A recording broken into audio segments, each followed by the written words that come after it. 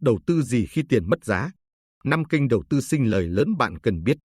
Kinh tế phát triển đồng nghĩa với việc luôn có lạm phát. Theo thời gian, lạm phát tăng cao, đồng tiền cũng theo đó mà mất giá. Vậy nên đầu tư gì khi tiền mất giá? Video sau đây sẽ giúp khán thính giả giải đáp vấn đề nan giải đó. Đầu tiên, tại sao tiền mất giá? Tiền mất giá do lạm phát. Một nền kinh tế phát triển luôn đi đôi với lạm phát. Cán cân kinh tế cân bằng là do quan hệ cung và cầu ổn định. Nếu một trong hai bên chênh lệch thì sẽ dẫn đến mất cân bằng, sinh ra lạm phát. Một ngành hàng sinh ra lạm phát sẽ làm ảnh hưởng đến các ngành hàng còn lại. Chẳng hạn, khi nhu cầu thị trường về xăng dầu đột nhiên tăng trong một thời điểm nào đó, giá xăng sẽ tăng. Giá xăng tăng kéo theo tiền taxi, tiền vận chuyển. Từ đó dẫn đến mọi mặt hàng đều tăng. Tiền theo đó mà mất đi giá trị.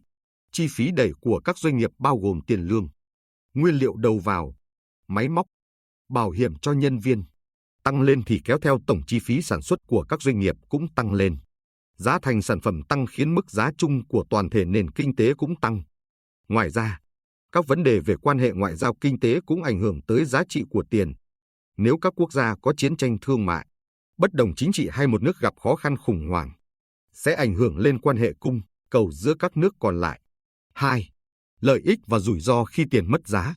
Nếu được điều tiết ở ngưỡng cho phép, việc tăng giá, giảm giá trị của tiền cũng mang đến một số lợi ích nhất định. Lạm phát giúp kích thích tiêu dùng, vay nợ, đầu tư, giảm thất nghiệp trong xã hội. Sự điều chỉnh giá cả giúp làm tăng khả năng điều tiết nền kinh tế của chính phủ, phân phối lại nguồn thu nhập, thúc đẩy công bằng xã hội. 3. Những bất lợi và rủi ro từ việc tiền mất giá. Sau lạm phát dẫn đến lãi suất tăng cao, giá cả tăng, vượt quá khả năng kinh tế và sức mua của dân sẽ dẫn đến suy thoái kinh tế, thất nghiệp gia tăng. Sau ảnh hưởng thu nhập thực tế của người dân, thu nhập giảm, giá cả tăng đẩy cuộc sống người dân lâm vào cảnh khốn khó, làm hao mòn tài sản, ảnh hưởng tiêu cực đến nền kinh tế và gia tăng các vấn đề xã hội. Chính vì vậy mà bao lâu nay người dân phải luôn tìm cách đầu tư tài chính với số tiền mình có để tránh không cho tiền mất giá, tránh hao hụt tài sản theo thời gian. 3. Nguyên tắc đầu tư khi tiền mất giá cần nhớ. Khi tiền mất giá thì không nên đầu tư vào tiền. Bạn càng đầu tư vào tiền nhiều thì sự thâm hụt càng lớn. Chẳng hạn nếu tiền mất giá thì không nên gửi tiết kiệm. Lãi suất cao nhất cũng chỉ chạm ngưỡng 7-8% trên năm mà lạm phát lên tới 2 con số thì gửi tiết kiệm sẽ bị thất thoát, lỗ vốn. Khi tiền mất giá, hãy đầu tư vào những thứ có thể giữ được tiền. Đó chính là tài sản. Đầu tư vào tài sản chính là cách để chống lạm phát. Ví dụ khi tiền mất giá, bạn hãy xem xét đầu tư vàng, đầu tư bất động sản. Đó là những tài sản giúp giữ tiền cho bạn. 4. Nên đầu tư gì khi tiền mất giá? 5 kênh đầu tư sáng giá nhất. Sau đây là những thông tin cụ thể hơn về những hình thức nên đầu tư để chống lại sự mất giá của đồng tiền. Phần lớn đều là đầu tư tài sản để giúp giữ tiền và chống lại lạm phát. Kênh đầu tư thứ nhất, vàng. Vàng vừa là một loại hàng hóa vừa là công cụ trung gian trong trao đổi. Vàng quý hiếm, không thay đổi chất lượng, dễ nhận biết và được chấp nhận.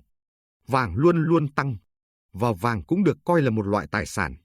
Vì vậy, đầu tư vào vàng là một cách để chống lại tiền mất giá. Kênh đầu tư thứ hai, bất động sản.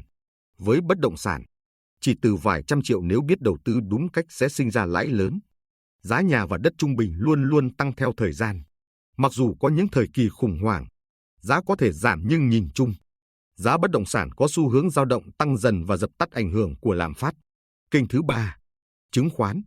Đầu tư vào cổ phiếu hoàn toàn có thể tránh được lạm phát mặc dù điều này đòi hỏi rất nhiều kiến thức, chiến lược ở các nhà đầu tư. Khi tiền mất giá, một số công ty sẽ tăng giá thành sản phẩm phù hợp với mặt bằng chung thị trường. Do đó sẽ dẫn đến tăng lợi nhuận. Lợi nhuận tăng thì giá trị cổ phiếu cũng tăng. Do vậy, khi tiền mất giá, muốn đầu tư vào cổ phiếu, phải chọn được những công ty có tiềm năng tăng giá trong khi tiền mất giá và vẫn có khả năng thu lại lợi nhuận khi giá cả tăng cao. Khi đó giá cổ phiếu tăng thì nhà đầu tư mới được lợi. Kênh thứ tư, trái phiếu. Trái phiếu cũng là một loại chứng khoán nhưng không nhiều rủi ro như cổ phiếu. Rủi ro duy nhất là ngân hàng phát hành trái phiếu bị phá sản. Đầu tư trái phiếu cho lãi suất định kỳ, giúp bạn có thu nhập thụ động, sinh lời và ít rủi ro. Trong thời kỳ tiền mất giá bạn nên mua trái phiếu có lãi suất cao hơn biến động của lạm phát sẽ giúp dòng tiền sinh lãi và vượt qua thời kỳ biến động của thị trường. Ngoài ra, theo cà phê F, Các chuyên gia kinh tế cảnh báo khi tiền mất giá, hãy đầu tư vào trái phiếu trung hạn hoặc ngắn hạn.